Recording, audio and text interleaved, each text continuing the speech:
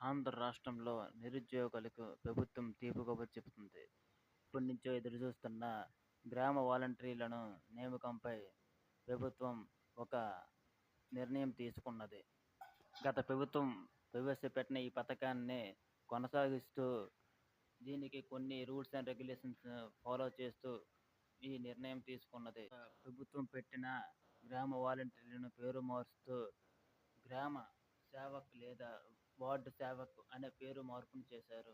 ఈ పోస్ట్ యొక్క కాల పరిమితి 3 సంవత్సరాలు మాత్రం ఉంటుంది. తర్వాత మరలా జాబ్ నోటిఫికేషన్ చేసి మళ్ళీ 3 సంవత్సరాలకు వేరే రిక్రూట్మెంట్ చేస్తారు. ఎన్నికల సమయంలో వీరికి 5,000 నుంచి 10,000కి పెంచుతారనే నియమాన్ని ఇక్కడ కూడా కొనసాగించారు. 10,000కి చేశారు. ఇంతకుముందు ప్రభుత్వం 50 ఇళ్ళకు ఒక వాలంటీర్ని పెట్టేది. ఈ ప్రభుత్వం దాన్ని సవరిస్తూ 100 ఇళ్ళకు ఒక వాలంటీర్ని పెట్టాలని నిర్ణయించుకుంది.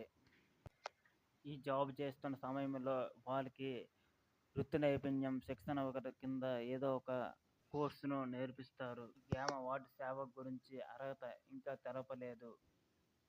ఇంతకుముందు ప్రభుత్వం 10వ తరగతి ఇంటర్ ఉంటే సరిపోయేది.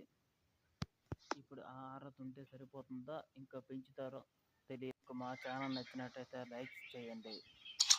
మరిన్ని అప్డేట్స్ కోసం సబ్స్క్రైబ్ చేయండి. Thank you friends.